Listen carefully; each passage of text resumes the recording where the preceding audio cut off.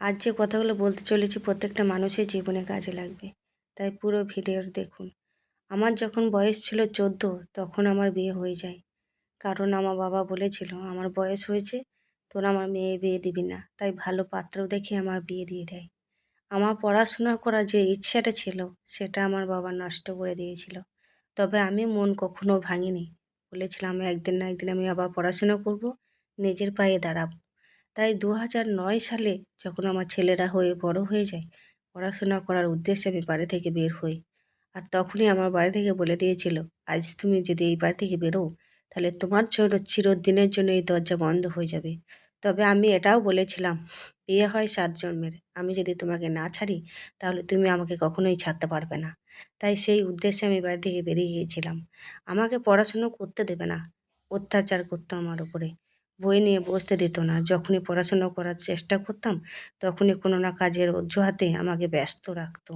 তাই পড়াশোনা করার জন্যে বেছে নিতাম, যখন আমি রান্না করতাম, বইটাকে পাশে রাখতাম। যখন আমি মুড়ি ভাজতাম, তখন আমার বইটাকে পাশে রাখতাম। যখন আমি মাঠে ধান কাটতে যেতাম, তখন আমি চিরকুটে লিখে নিয়ে যেতাম। যখন আমি 100 দিনের মাটি কাটতে যেতাম, তখন আমি চিরকুটে লিখে, যখন সবাই বসতো, তখন আমি দূরে গিয়ে বসে সেইখান থেকে পড়াটা মুখস্থ করতাম।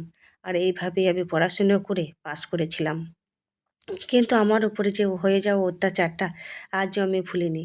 যেদিনও মরবো তার আগের দিনও হয়তো আমার মনে থাকবে। তবে এইভাবেই আমি আমার উচ্চ মাধ্যমিক পরীক্ষাটাও দিয়েছিলাম।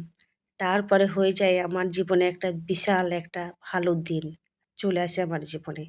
আমি একটা চাকরি পেয়ে যাই। আর সেখান থেকেই আমার জীবনের সব কিছু একদম পাল্টিয়ে যায়।